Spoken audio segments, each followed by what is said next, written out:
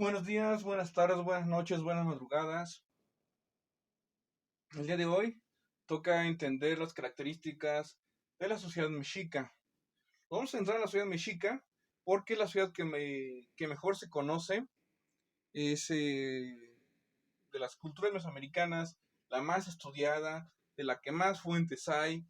Eh, Ciertamente también hay evidencias, por ejemplo, de la cultura maya, de la sociedad también mixteca, de los purépechas y de otros grupos que también habitaban Mesoamérica hacia fines del periodo posclásico, poco antes de la conquista. Hay evidencia de estas sociedades. En última instancia, nos vamos a entrar en la ciudad mexica, por un lado porque es la más estudiada y por otro porque al final sus características como sociedad en última instancia no son tan distintas del resto de sociedades. Únicamente lo que suelen cambiar son pues los nombres que reciben y algunas características ya muy puntuales, pero pues eso es para términos genéricos y para los que se va a servir además para su examen de admisión a la universidad, con esto va a bastar realmente. Así que entremos ya en materia. La sociedad mexica, cada pueblo, cada sociedad, cada cultura se conoce con el nombre, se llama a sí misma con el nombre de Altepetl. Altepetl, el náhuatl, significa pueblo, pero también significa cerro, lo que da una idea de que justamente los pueblos, los primigenios, se asentaron fundamentalmente en cerros, lo que tiene sentido justamente por protección. Entonces el término de cerro y de pueblo viene a ser básicamente lo mismo. De esta palabra de Altepetl viene palabras como Chapultepec, Gilotepec, Ecatepec, todos esos tienen en última instancia esta palabra Altepetl en su etimología. Ahora, el Altepetl, específicamente en el sentido de pueblo, se dividía en dos grupos, los Pili y los Macehuale. Los Macehuales. Los Pili eran los nobles de sangre, las castas superiores. Vamos a ver cómo está eso de castas. Los Macehuales eran los plebeyos, la gente pues, más humilde, pero que igualmente formaba parte del Altepetl. Juntos, Pili y Macehuales formaban castas distintas y la Altepetl es básicamente una sociedad de castas. ¿A qué nos referimos con sociedad de castas? Significa que si tú naces en una familia de macehuales, vas a vivir como macehual toda tu vida.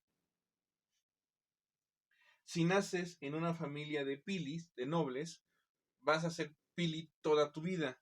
Es muy difícil que ocurra movilidad social. Es muy difícil que los macehuales, un macehual se convierta en un pili.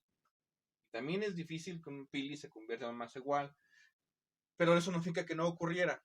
Ocurría, por ejemplo, en los casos en los que, digamos, un macehual prestaba servicios notables, por ejemplo, en la guerra. Un campesino tenía un papel destacado en la guerra, entonces se convertía, podía ser ascendido a convertirse en pili.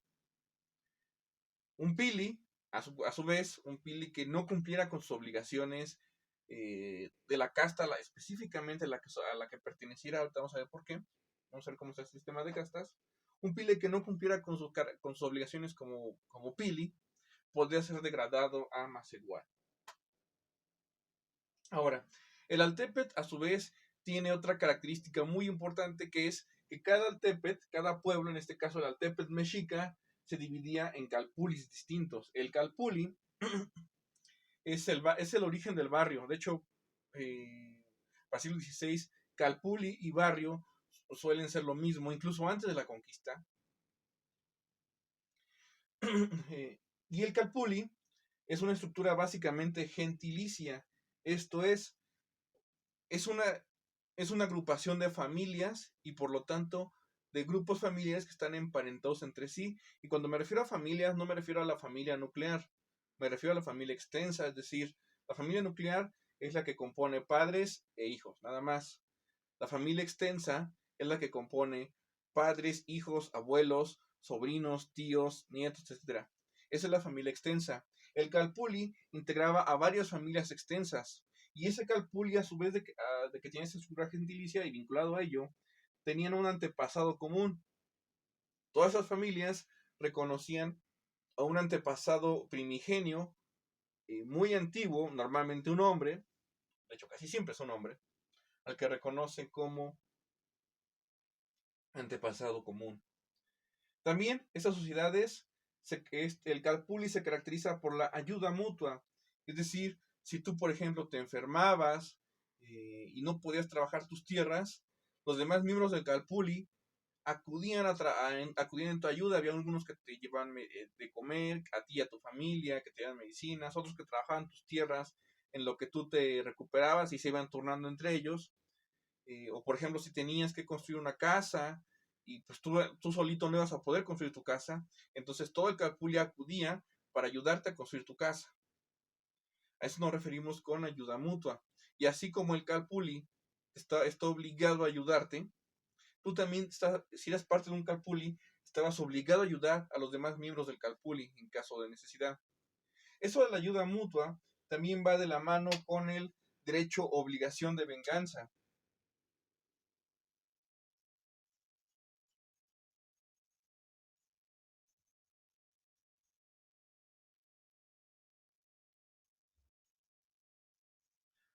¿A qué nos referimos con el derecho a obligación de venganza? Es, es la idea de que, por ejemplo, si alguien, digamos, mata a tu padre, por ejemplo, y tú solito no te puedes vengar, puedes acudir a los demás miembros del Calpulli para que te ayuden a vengarte, para que te ayuden porque es tu derecho, pero también es tu obligación. Esa es la idea justamente de que el Calpulli en sentido de barrio, de ahí viene esta idea de que mi barrio me respalda, mi Calpulli me respalda. Si algo me pasa a mí, si yo solo no puedo con la bronca, todo el Calpulli viene en mi ayuda. Esa es justamente la idea de que el Calpulli me respalda, el barrio me respalda, y se mantuvo hasta el día de hoy, básicamente. Ahora, este Altepet se dividía de la siguiente manera. Como dijimos, son castas, pero hay castas de pilis y castas de maseguales, pero cada casta tiene sus características, cada casta tiene características muy particulares. Hasta abajo de la sociedad mexica estaba la casta de los campesinos. Los campesinos, como su nombre indica, son las personas que trabajaban la tierra, solo que en el caso de los campesinos se dividían en dos tipos. Había los campesinos privilegiados, eran los campesinos que estaban integrados a un calpulli. Los campesinos no privilegiados eran aquellos que no estaban integrados a un calpulli. Los que no estaban integrados a un calpulli trabajaban, los dos hacían lo mismo básicamente, cultivar las tierras, solo que los que no tienen un calpulli tenían que trabajar para los pili, trabajaban las tierras de los nobles. Normalmente eran campesinos que de origen habían tenido un calpulli, pero pues que no cumplieron con sus obligaciones con el calpulli, por ejemplo, no ayudar a otros miembros de la comunidad o no trabajar las tierras que recibieron de la comunidad, porque en última instancia las tierras del calpulli nunca le pertenecen al individuo, le pertenecen específicamente al calpulli, y el calpulli las distribuye en función de quienes necesitan tierras porque ya formaron una familia o van a formar una familia. Si el individuo no cultiva esas tierras, no las trabaja, el calpulli se las quita y obliga a ese campesino a ser un campesino desterrado, y la única forma de que siga viviendo es trabajando para un pili. Los campesinos privilegiados eran aquellos que formaban parte de un calpulli, con todos los beneficios y obligaciones que conllevaba pertenecer a un calpulli. Estos grupos, tanto los campesinos con calpulli como los que no tenían calpulli, pagaban un tributo. La diferencia es que los que no tenían calpulli pagaban el tributo directamente al pili, a los pilis, para los que trabajaban, y normalmente los pilis se quedaban con la mayor parte. Los campesinos que trabajaban y eran parte de un calpulli no tributaban directamente a los pili, le tributaban directamente al soberano, al gobernante, al tlatoani. Ahorita vamos a ver esto del tlatoani. Y eso va a grandes rasgos. Se podían conservar también los campesinos un porcentaje un poco mayor de la cosecha, poco mayor que los que no tenían calpulli, pero al final dependió en última instancia de lo que el tlatoani dijera. Ahora, arriba de los campesinos, y estos eran más iguales, el siguiente grupo más igual eran los artesanos. Los artesanos igual se dividían en dos grupos. había artesanos no especializados que normalmente trabajaban en las zonas rurales, eran los artesanos que hacían, por ejemplo, herramientas, que hacían algunos objetos de cerámica simple, y había otros artesanos altamente especializados que ya vivían usualmente en las ciudades y hacían objetos de lujo, cerámica de alta calidad, por ejemplo, para los templos, que hacían pinturas, bueno, ciertos tipos de pinturas, no todos, ahorita vamos a ver por qué, que hacían también, ¿cómo hace tiempo?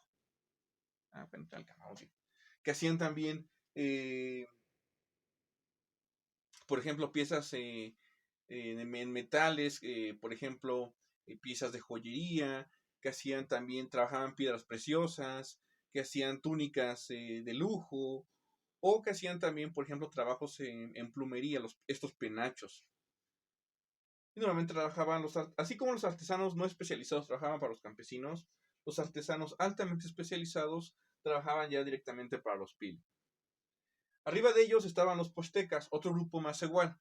Los postecas eran los comerciantes. Y estos comerciantes tenían básicamente tres funciones. La primera de ellas era, pues evidentemente, ser comerciantes, viajaban de regiones a otras, de una región a otra. La segunda era que también funcionaban como embajadores. Dado que estaban moviéndose de un reino a otro, aprovechaban no solamente para comerciar, sino también para llevar noticias de un tlatoani a otro. Eran encargados en ese sentido, por ejemplo, de acordar la paz con otros reinos, de declararles la guerra, de enviarles emisarios, eran usualmente los emisarios que llevaban el mensaje de Tlatoani. De todos los macehuales, los postecas eran el único grupo privilegiado, el único grupo macehual privilegiado realmente, que vivía con riqueza, porque, primero, por un lado, tenían riqueza de su actividad comercial, y por otro, tenían acceso directo a Tlatoani, puesto que, pues finalmente eran los ojos y los oídos y a veces también la voz de Tlatoani en otros reinos. De modo que los postecas eran de los más iguales, los únicos ricos y los únicos con acceso directo a Tlatoani. Pero hasta ahí. Es decir, había, por ejemplo, ciertas prendas y ciertas obligaciones que no podían realizar, ciertas prendas que no podían ponerse los más iguales, incluidos los postecas, por ejemplo, penachos. Y también había ciertas obligaciones que no tienen los más iguales y que sí tienen los pilis y que por tanto los postecas tampoco tenían. Hasta aquí los más iguales, campesinos, artesanos y postecas. A partir de aquí empiezan los pili. Los pili, como son nobles, ya tienen ciertas obligaciones. Los pili, por ejemplo, acudían a una escuela que se conocía como el Calmecac. El Calmecac era una escuela especial para los pili. Los más iguales tenían su propia escuela, sus propias escuelas, que no eran tan exigentes, que no duraban tanto. En cambio, en el Calmecac, los pili tenían que, por ejemplo, bañarse con agua fría, ayunar en ciertos periodos del año, tenían que llevar a cabo sacrificios personales, por ejemplo, tenían que llevar a cabo la obsesión ritual, es decir, la obsesión ritual es cuando se cortaban con hojas de pedernal o con puntas de maguey, o se cortaban, por ejemplo, los lóbulos de las orejas, se cortaban también los labios, y en el caso de los hombres también se cortaban el pene. No es que se cortaran todo el pene, sino a lo mejor solamente una parte superficial del pene, a lo mejor nada más lo que viene a ser el prepucio. La idea era generar dolor y generar sangre que era ofrendada a los dioses, y mientras mayor dolor, pues mayor importancia tenía para la divinidad. Esas eran las obligaciones de los pili, y se les enseñaban desde el Calmecac.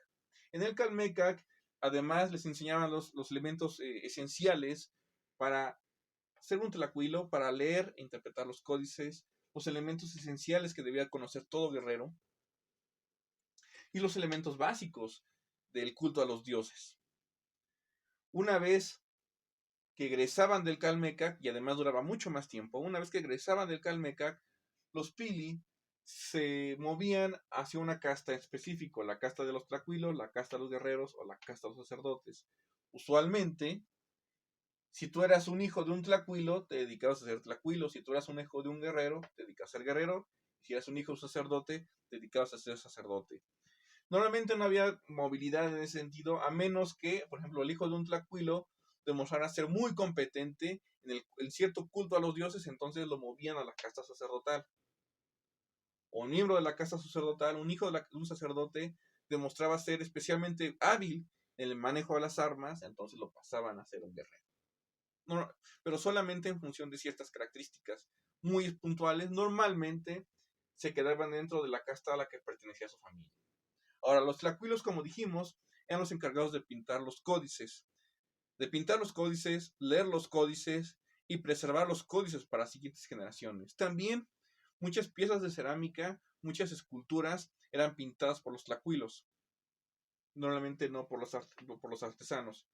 Ciertas piezas simples, sí, por los artesanos, pero piezas dedicadas al culto a los dioses eran pintadas directamente por los tlacuilos bajo supervisión de los sacerdotes. La casta guerrera, como su nombre le indica, se dedicaba justamente a eso, a hacer la guerra. Se dividían en órdenes de guerreros, las más importantes, la de guerreros águila, la de guerreros jaguar. De hecho, en el templo mayor había una casa de las águilas dedicada justamente a la preparación y entrenamiento de los guerreros águila. Y de estos guerreros, pues sí salía el grupo de élite para las guerras, pero también sacaban a sus principales comandantes, porque como veremos más adelante, pues los ejércitos basados en la casta guerrera pues eran muy pequeñitos y hacía falta muchos más soldados. Entonces también reclutaban a los campesinos, normalmente campesinos, a veces algunos artesanos. Postecas no, porque ya tienen su función diplomática como embajadores. O se me olvidaba también, los postecas también servían como espías, no solamente como embajadores. Al tiempo que están comerciando, al tiempo que están llevando a cabo negociaciones con otros reinos, también están observando pues qué tanta riqueza genera un reino vecino, qué tanta fuerza militar podrían tener, si son una amenaza o no, si tienen puntos débiles. Y todo el mundo sabía además que los postecas eran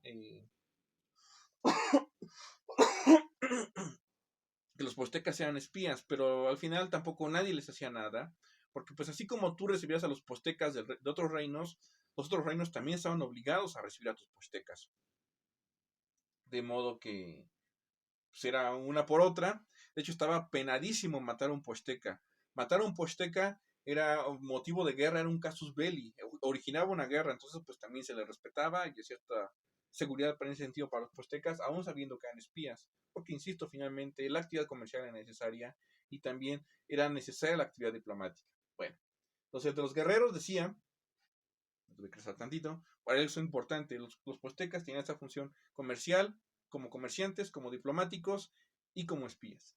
En el caso de los guerreros, pues decíamos que no, la pura gasta guerrera solita, pues sí es un grupo de élite, ciertamente, pero solitos no bastan para hacer una guerra, hace falta muchos más soldados, entonces reclutaban también campesinos, normalmente en el verano, que es cuando hay mucha actividad agrícola, en el verano o hacia después de la cosecha, hacia noviembre, diciembre más o menos, se hacían también las guerras floridas.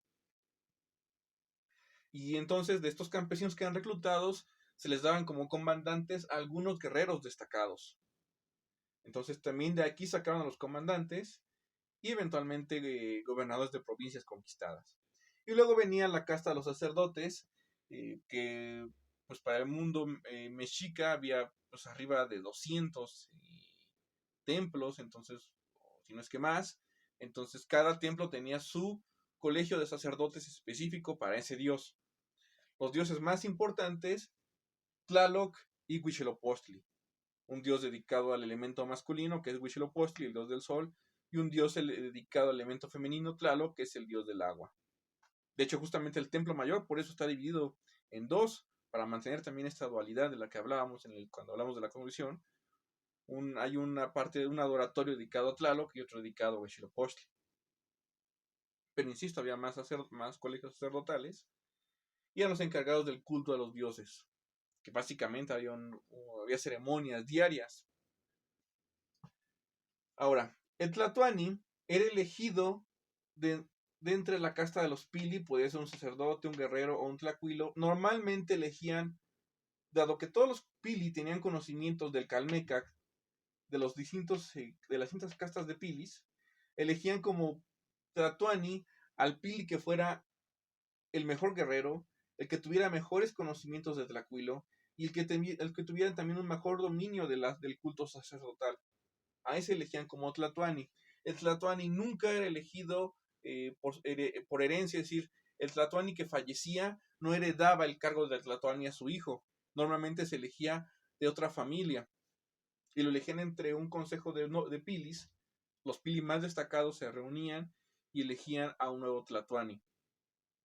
Una vez que lo elegían, el Tlatoani se coronaba no tanto como una corona, sino que se le ponía lo que decían que era la piel de Huitzilopochtli. Y en el momento en el que se ponía la piel de Huitzilopochtli, el Tlatoani se convertía en el dios mismo. Era como si la piel poseyera la piel y por tanto el cuerpo de Huitzilopochtli poseyera al cuerpo del Tlatoani. Tlatoani, como dijimos, en náhuatl significa el que habla. Y si es el que habla, habla para mandar. Y en cuanto habla, todos los demás tienen que callar, sin excepción.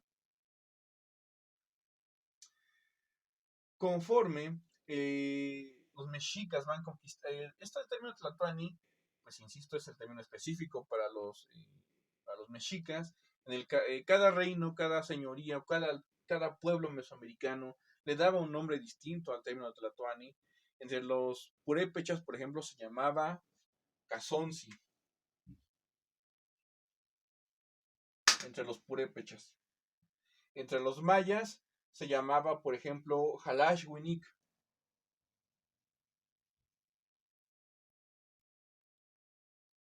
Xalachhuinic en maya significa el hombre verdadero, como el hombre más hombre de todos los hombres. E insisto, así para cada pueblo mesoamericano tiene un nombre distinto, pero al final pues, tiene las mismas características. Encontramos un gobernante, encontramos castas de sacerdotes, de guerreros, de tlacuilos, encontramos plebeyos dedicados al comercio, a las artesanías, a la agricultura. El único caso donde el sector comercial y de embajadores y de espías no era realizado por plebeyos era entre los mayas. Ahí entre los mayas, los comerciantes sí eran nobles, pero es el único caso. Pero igual tenían las mismas funciones de comerciantes, embajadores y espías. Ahora, una vez que los mexicas, como veremos, conquistan otros pueblos, pues el Tlatoani termina gobernando a otros Tlatoanis, a muchos Tlatoanis, de hecho, en el centro de México. Entonces deja de ser simplemente Tlatoani y se convierte en lo que los mexicas llamaron el Güey Tlatoani. Güey con H, por favor, no lo pongan con W ni con G, es Güey Tlatoani. El otro es otro tipo distinto de güey. Güey en náhuatl significa grande, está vinculado a la palabra güey, que significa viejo y que vimos que era parte de la etimología de Huehueteotl. Güey significa grande, por lo que el güey tlatoani significa el gran hablador, pero no el gran hablador en el sentido de que sea un chorero y que nada más te esté picando los ojos, sino que el gran hablador en el sentido de que es el que más habla, el que más manda y que incluso habla y manda por encima de otros tlatoanis, de otros habladores. Entonces, por eso es el gran hablador. Ahora, ¿qué es lo que pasaba cuando conquistaban otros pueblos? Venía lo que se conoce como el cobro de tributo. También se cobraba tributo dentro del propio Altepetl.